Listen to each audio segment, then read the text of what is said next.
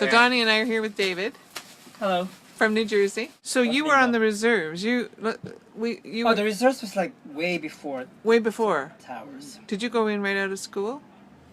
I went to college for one semester, then I went to boot camp in 1993. I graduated in high school in 92. I was looking for options to finance my college. Originally, my father wanted me to become a nurse in the U.S. Army. Really? It just wasn't for me. I just did not have the personality. I told my dad, I was like, I don't want to be a nurse, let alone become a soldier. I'm not the military type. Yeah. But then one day, a recruiter from the Marine Corps called me and made an appointment, and the rest was history. It's a culture shock for me. Yeah, it was a culture shock. I mean, I was meant to become a soldier in the U.S. Army. The bottom line was to finance my college. I went to boot camp in 93, did 2.5 years in the reserve. What is that? What's a hardship discharge? Do you mind me asking? My situation back then was that my mother was diagnosed with cancer, and it affected my performance. Yeah. She passed away in 2000, a year before. Oh. So there you are. You're in tower number 2. Tower number 2, Did you know? 42nd floor. Oh my God. So tell me what that day was like. I can't even imagine. But are you okay talking about it? Oh, I think it's time for me to really want to talk about making Okay. public about it. Yeah. I mean, I really want to. I want to share the world. Yeah. It really helps me. Okay. So tell part me. of my healing. Yeah. I remember that I didn't have to start work until 9 o'clock, so I was there like around 9:15. I mean 8:15, 8:30. There was not a lot of people on the floor yet. Out of the blue, there was this impact, an explosion. I had no idea what it was, but I felt it. It was extremely loud.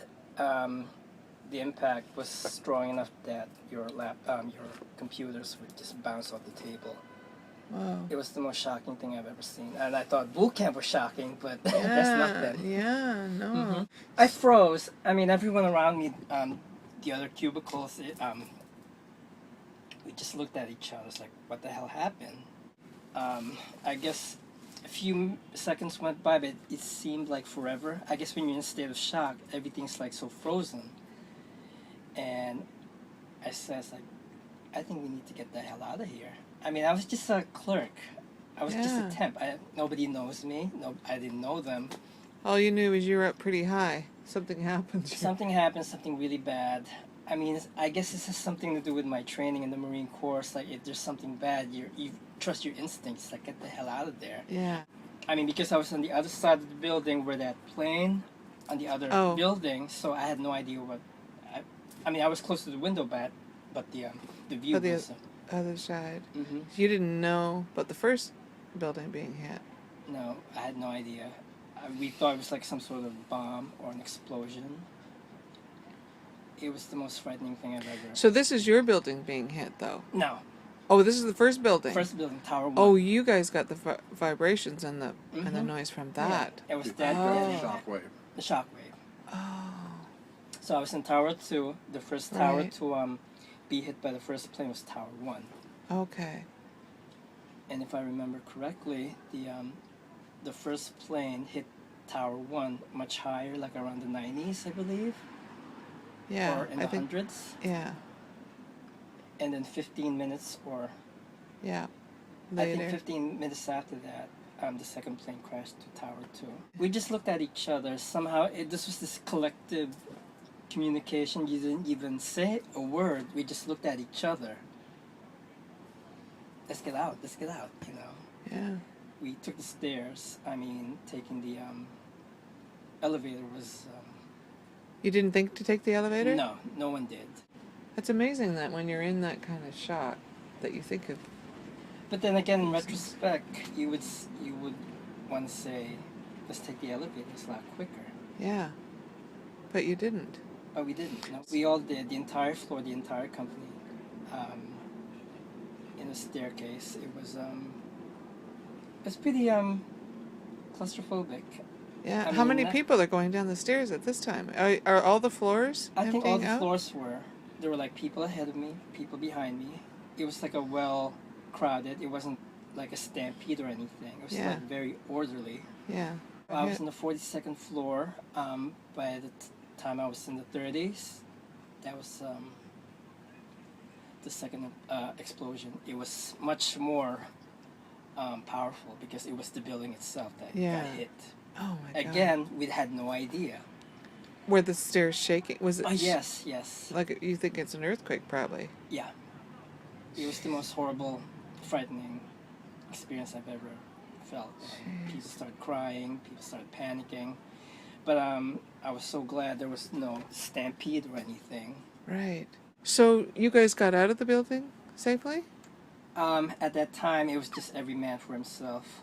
I mean, I didn't know anyone from the company. They didn't know me, but they just knew me by face because I worked for a temp agency. By the time we got to the ground level, we just dispersed. Think of it as like a whole company of people on the same floor. By the time we got to the ground floor, we were like all dispersed. Oh. Somehow we just got separated. Before that happened, we saw debris, body parts, dust, rubble Oh, you're falling kidding. down. Somehow they purposely locked all the glass doors, I guess for safety's sake, but I just didn't feel comfortable being trapped here because I knew somehow, I guess with our training, Yeah. I mean, if there's like an explosion, you're taught to like get the hell out. Good that you had the training then, that you did go in the Marine Corps. I suppose, I It guess might it was have meant been- to be. Yeah. I mean, I always had issues for like 17 years that I was let go, hardship discharge, and bye-bye to my Marine Corps career. And I guess it was meant to be. Served its purpose. Maybe it served a purpose for you. We saw this war zone on the plaza, and the street was like all rubble, dust, debris, furniture, a few body parts. Not a lot at that time, from what I remember. I probably still do, but it's sort of like a, I guess, repressed memory. We were trapped. I don't know another word for it. I guess they didn't want anybody to go out because it was really dangerous. Outside the building? Oh, Outside you're the still in the building Yeah, at we this were point? still, yeah, Oh, when these gee. things were falling. You're in the glass part. Mm-hmm. This, like in your complete state of shock for the next 15 minutes, you explosion, you start running down, a vibration and impact, and then you see all this war zone stuff falling, rubble, Yeah. building parts, body parts, furniture, dust, rubble, concrete, and I guess at that time it was safe for the building staff to have the people secured inside, but I was freaking out. I wanted to get out. I told one of the guards, like, somebody open the doors. I want to get out of here.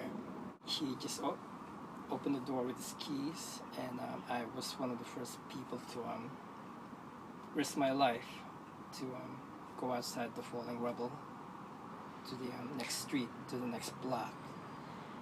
Because at that time I knew, it's like, I cannot stay here. We cannot stay here. I mean, you're surrounded with rubble and explosion. How safe do you Right. think? Now, this when you're thing- walking outside, is stuff falling still? I Or didn't is- walk. I just ran. You ran. I guess part of my training is that you don't look back. You don't Yeah. look sideways. You Just go. focus. So you're going through ash right now. Ashes, Yeah. rubble, sharp objects in the ground. And at this point, you still don't know what's happened. No. It's Tower 1. This is Tower 2. And the plaza right here. Let's just say this is building number 2. Building number 1, I was here. In the plaza is the fountain or Right. the garden. I can't remember where it was. It was like a block away. All the rubble was falling.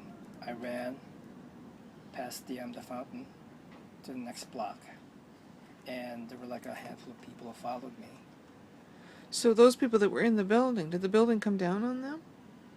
So you got out with a bunch of people following you? They followed me. Wow. I mean, Marines always lead. Somehow I was like the first person. I guess people have that instinct. I mean, if it's any comforting to me, having all this survivor's guilt, people who followed me are alive today. I mean, I wasn't trying to be a hero, so I was No. running for my life. But people look for guidance. People freeze, and they just need somebody to tell them what to And I do. guess How that many was me. people do you think got out? Do you When have... I was walking or running, I'm not too sure if I was running or walking Right. or dashing out. I didn't bother looking back, but I could just feel people behind me. Probably Okay. like a handful of people, maybe 10. And so when you finally stop, are I those... finally stopped in the next block. That's when I turned around, and that was like the biggest shock of my life. I saw the building, a big gaping hole in here, and then the building here was like fire, like somebody bit it off, like this big bite. But at this point, you still don't know it's an airplane that hit the building. No. So then what happens? Now you're standing, or the fire department, everybody showing up? There was traffic. There was a lot of commotion. There were like some press people. People were screaming. Kids were screaming. I started hearing all these stories while I started walking away from the two towers, probably Right. the next block, 2 blocks away.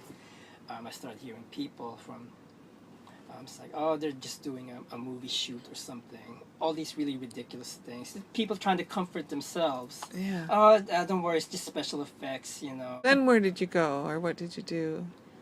Did you stay downtown? I wasn't too sure what to do from that point on. It was probably another 15 minutes before my building, Tower 2, collapsed. I believe when the second tower was hit by the plane, it didn't take more than 15 or half an hour before it collapsed because of the location of that. Right here, it was unstable. Tower 1 was over here. Did you actually see the building come down? No, I was already like 5 blocks away. I went to another building because at that time I've been doing a lot of temp jobs around that area.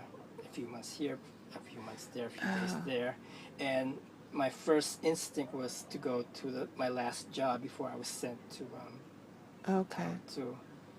And I thought I could use the phone there, use the bathroom there. They let me in, they welcomed me in. And people were in shock, so I just went in. It's like I didn't have to have any show an ID, but they recognized me, they remember me. Yeah. I also did temp job over there. It was on Wall Street, by the way. Oh, okay. That was Wow. at that time I was already there. I felt safe, from what I thought was safe. I was hysterical. I was telling my old co-workers back then. I just got out from there. It's like, okay, why don't you stay here? Blah blah blah. And then in the break room, they had the TV on, you know, see all the updates. And I tried calling my family to let them know I was okay. I called my dad in Connecticut. I called my brother from Brooklyn. I told him I was okay. They must have been frantic. Oh yeah, they were. Because they knew I was working in the World Trade Center. They were trying to reach me. At that time, I didn't have a cell phone. I still remember there were like phone booths everywhere in the city. Yeah. But people were fighting over it. People, by then, I think people had cell phones already, but with the towers down, you didn't have any service. Yeah. So now you're in this other building and you In phone Wall your Street. family and they know you're okay. I was okay, and I was just sitting there. I was just trying to recover from the harrowing escape. And then one of the people from that building, he started screaming. He's like, my God, my God, my God. One of the towers just collapsed. I was like, collapse? I just didn't know what to say. Nobody can believe it. I remember watching it. We watched it. My husband and I were awake that morning. And when the building came down, I was like, how the hell does that happen? I was at Camp Lejeune when it happened. We went into the PX and we looked up at the TV screen because they had the 3 TV screens at Camp Lejeune. And they had all 3 of them. They had one on Fox, one on CNN, and they had another on just a local station. And we watched it. We watched all 3 of them. We're like, hey, this is a pretty cool movie. And the PX director goes, that's not a movie. We all just got real quiet, and there was like 30 of us in the PX at the time. We paid for our purchases, went back to our bunk houses, and we all just started packing because we knew we were going to war right then and there. 2 days later, I was here in New York City at the towers. Oh, you were? Yeah, my whole battalion was sent to the towers for good. And where were you before this? I was in Camp Lejeune, Where's that? North Carolina. Oh, North Carolina. It's down by Cherry Point. Okay. That time I was just in total shock. National Guard, Marines, and Army was all three up there. I think they even had some Navy guys. How long were you here? I was here for 3 days. Then you went back to Lejeune. Yes, we went back to Camp Lejeune, and then a week and a half later, we were told we were getting shipped out. And because I'm infantry, we got shipped straight to Iraq. They really didn't have a name for it. They just put everybody on high alert. We knew we were going somewhere at that point. We didn't know quite where, but we knew we were going into some country. So, right after we heard the news that both towers collapsed and the whole mist, that whole, what do you call it, the soot? Yeah, the that dust. explosion, the dust that was going all over Manhattan that covered Yeah. everybody in gray or black ash. Yeah. I wasn't affected by it because I didn't go out. And then I looked out the windows and people were all covered in soot, dust, debris. I mean, nobody seemed to care. I mean, you're covered in ash. Everybody was covered in ash. If you were in the street, you were covered in ash. No exceptions. And that was like the weirdest sight I've ever seen on a crowd of people covered in ash. Grayish, blackish. Yeah, because you see some of the photos and it's... It was just weird. It was so bizarre. I don't know what to think of it. Right. I mean, one odd thing after the other. I mean, how do you... Your brain isn't even putting it together. Your brain You can't even I absorb can't. it. At that time, it was just too much. Probably as a Marine, you entered survival mode. I was in survival mode. It's like... Yeah. But when I turned around after I from the whole World Trade Plaza, I turned around and saw the bite marks, as I like to call it. The people followed me. I guess they disappeared. They went their separate ways. But I knew that people followed me, and I just wish that, in retrospect, I wish more people followed me. Mm-hmm. I mean, people were like in here, gone.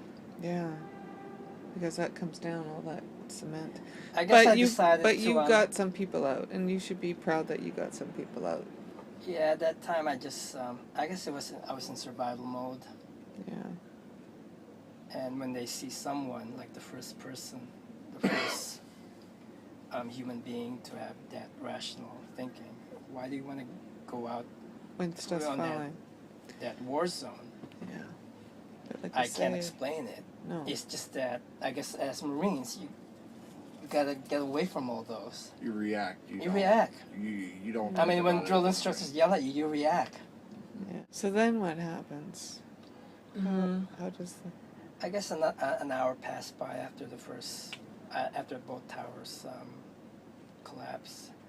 That was the beginning of the exodus of people from Manhattan going away, going to Brooklyn, going to Jersey City, going through like all the different bridges, Mm-hmm.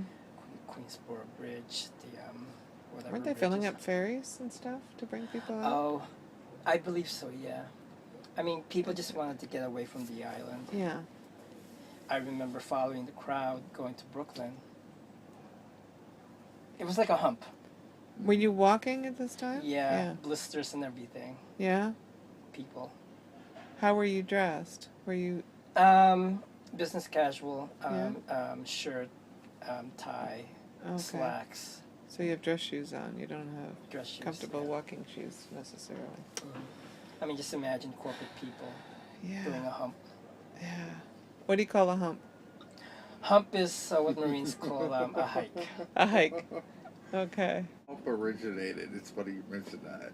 Hump originated because you got your pack on. Yeah. And it looks like you got a hump and you're kind of bent over a little bit and you're hiking. Hiking. Yeah, you're like a turtle carrying your house. Oh, okay. Carrying your survival gear. That's how humping originally originated. Oh, okay. The people I was with were my old co-workers from my previous tech Okay. job, so I was very comfortable with them. Yeah. I worked with them for many years. I guess by the time we got to Brooklyn, I'm not from Brooklyn, I'm from Queens. One of my then co-workers back then, we were like in the same area in Queens, so we somehow hitched a ride. That I'm still trying to remember how I got back home. Wow. Recently, after being involved in Occupy Marine Corps. I mean, you identify yourself being a Marine and doing Marine things. At this moment, I started remembering things, and I think, I mean, I'm so glad that I'm part of Occupy Marine because it's also a healing process for me. What do you think Occupy Marines is to you? To me, it's. I'd like to think of it as a name, a powerful name. Well, what Marines naturally mean to us is leadership, understanding, skill, Courage, commitment, honor. Yeah. I mean, And even that's if you're what- not a Marine, you know what Yeah. connotations. That's why when Donnie got a hold of me and said, hey, how about we tour together, I was like, yes, We're trained to be leaders. We're not trained Yes. to be followers. yes. Yeah, I'm beginning to learn more about me being a Marine, even though I'm a prior service after I was discharged. 11 years after my escape from the Two Towers, I'm amazed at myself. I'm amazed about the Marine Corps, how much they instilled in me. I mean, if I didn't go to the Marines, I would be dead. Mm-hmm. I mean, It's to something react. that doesn't go away. It never will. And I thought I forgot about the Marines after I was discharged. I was really Mhm. disappointed. I went through depression and all that. I just wanted to reinvent my life. I wanted to forget about the Marines because it was just so painful. I mean, when I was discharged, my mom was diagnosed with cancer, and putting two and two together, it was just too much for me. Yeah, naturally you go through depression. Yeah, being discharged prematurely. I mean, I was hoping I could make a career out of this. When I was in the And then your reserve- father being so admiring of the fact, and then you have to Mhm. face him. That can't be Yeah. good either. Mm-hmm. So, But in the end, he was so proud that he yeah, didn't expect that I would become a Marine. Yeah. I mean, all he wanted for me was to become a nurse yeah. in the U.S. Army. Is your father still alive? Mm-hmm. Yeah, he must be proud of you now. Very proud. Very, Yeah. very proud. Yeah, I would think I so. mean- So what would you like to see Occupy Marines achieve or do? What would be? To set an example to I mean, I don't expect us to reinvent the wheel, but to take back what America needs. Yeah. I mean, Marines have always been the leaders, the improvisers. We adapt, we conquer. I don't see why not. As being prior service, I mean, that means a lot to me. Unknowing or led by the unwilling to do the impossible. We've done so much with so little for so long. We're certifiably qualified to do absolutely everything with nothing. Sounds like Occupy. It's natural for me to say that I was a displaced worker after that.